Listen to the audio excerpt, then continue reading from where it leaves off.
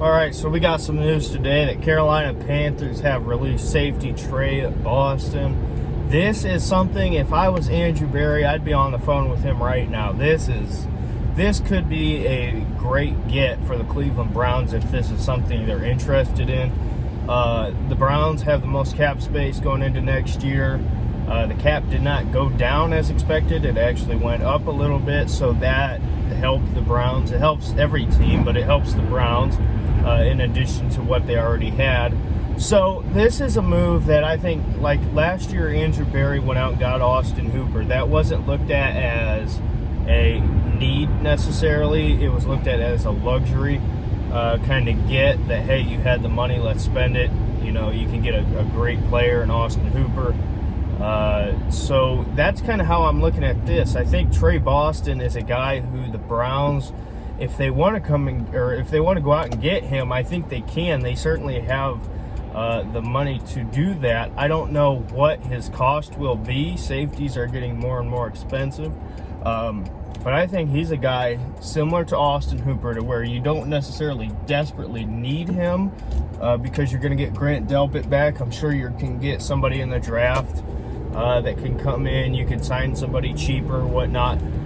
But I feel like if they want to go out and get Trey Boston, it could be a great fit for this team. Joe Woods is going to want to run the similar defense to the San Francisco 49ers, where your front four are your go-get-em kind of guys, where you really just you don't have to bring extra guys. You let that front four go do the damage. You see that in San Francisco. They put so much investment in that defensive line, a bunch of first-round picks and whatnot. I think if the Browns want to use that style of a defense, if they were to go out and get Trey Boston, that would help a lot, because you have Grant Delpit coming off of a major injury. And while I think he'll come back and I think he'll be a stud, you never know with these things. You know, guys, certain things that are just muscle memory, you might have to relearn, or you're going to have to new techniques to kind of offset the injury, whatnot. So we'll see how Grant Delpit comes back. I love that pick. I think he's going to be a stud. But if you're the Browns and if you're Andrew Berry and you can go out and sign Trey Boston to a good deal, you can use Grant Delpit, use Trey Boston. You got Ronnie Harrison. Fill in the cracks with other guys you can sign or draft cheaper. I think that'd be good. And then you also look at the possibility, hey, if you go out and you get J.J. Watt, and let's just say hypothetically you do, you're going to have a great defensive front. With Myles Garrett, J.J. Watt, Andrew Billings is going to be back after opting out. You're going to have guys who could potentially step into a bigger role, like your Jordan Elliott's. There's guys, and Adrian Claiborne's probably going to be back.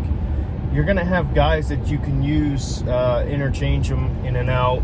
So if you're really going to go all in on modeling your defense after the San Francisco 49ers, I think you gotta go out and you got to get a guy like a Trey Boston or a Richard Sherman in this back, in the backfield, so you can get guys who are more vets. I mean, Trey Boston's not super old.